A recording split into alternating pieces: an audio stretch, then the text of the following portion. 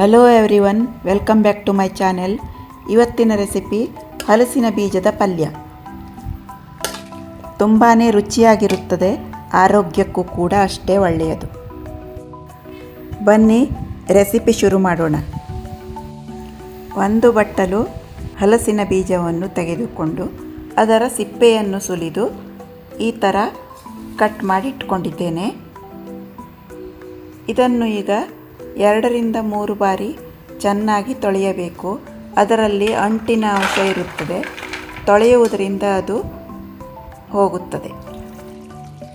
ನಾನಿಲ್ಲಿ ಹಲಸಿನ ಬೀಜದ ಪಲ್ಯವನ್ನು ಸುಲಭ ವಿಧಾನದಲ್ಲಿ ತೋರಿಸುತ್ತಿದ್ದೇನೆ.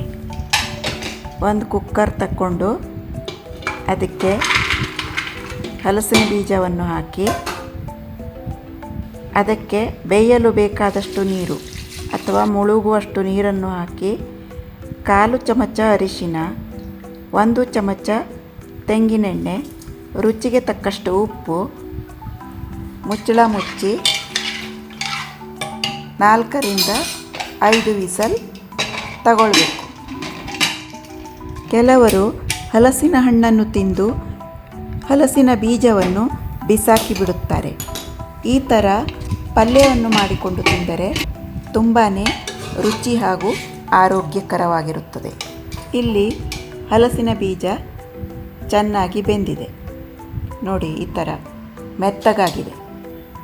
ಇದರ ನೀರನ್ನು ಒಂದು ಪಾತ್ರೆಗೆ ಬಗ್ಗಿಸಿಟ್ಟುಕೊಳ್ಳುವ. ಇದು ಸಾರನ್ನು ಮಾಡುವಾಗ ಹಾಕಿಕೊಳ್ಳಬಹುದು, ವೇಸ್ಟ್ ಮಾಡುವುದು ಬೇಡ. ಈಗ ಒಂದು ಕಡಾಯಿಯನ್ನು ಬಿಸಿಗಿಟ್ಟು ಅದಕ್ಕೆ 2 ಚಮಚ ಎಣ್ಣೆ, ಹಾಗೆ ಸಾಸಿವೆ ಸಿಡಿದ ನಂತರ ಜೀರಿಗೆ ಚಟಪಟ ಅಂದ ನಂತರ 2 ಹಸಿಮೆಣಸಿನಕಾಯಿಯನ್ನು ಸಿಗಿದು ಹಾಕಿದ್ದೇನೆ. ಹಾಗೆ ಕರಿಬೇವನ್ನು ಮುರಿದು ಹಾಕಿದ್ದೇನೆ. ಇದರಿಂದ ಘಮ ಚೆನ್ನಾಗಿ ಬರುತ್ತದೆ. ಹಾಗೆ ಒಣಮೆಣಸಿನ ಚೂರನ್ನು ಹಾಕಿ ಫ್ರೈ ಮಾಡಿ, ಇಂಗನ್ನು ಹಾಕಿ,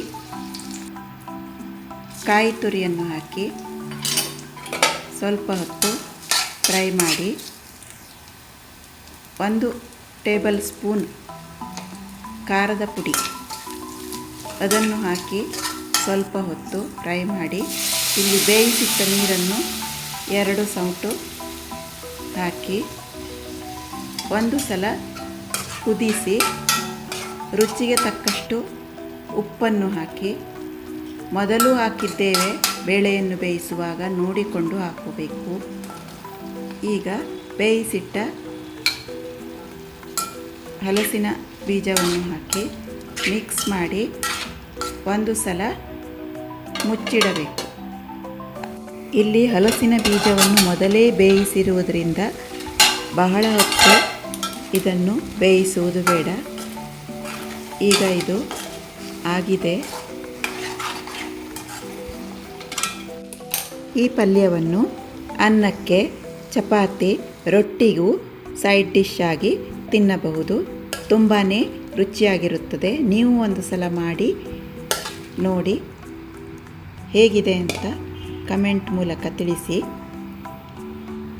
ಈ ಆರೋಗ್ಯಕರ ರೆಸಿಪಿ ನಿಮಗೆ ಇಷ್ಟವಾದಲ್ಲಿ ಲೈಕ್, ಶೇರ್, ಕಮೆಂಟ್ ಮಾಡಿ.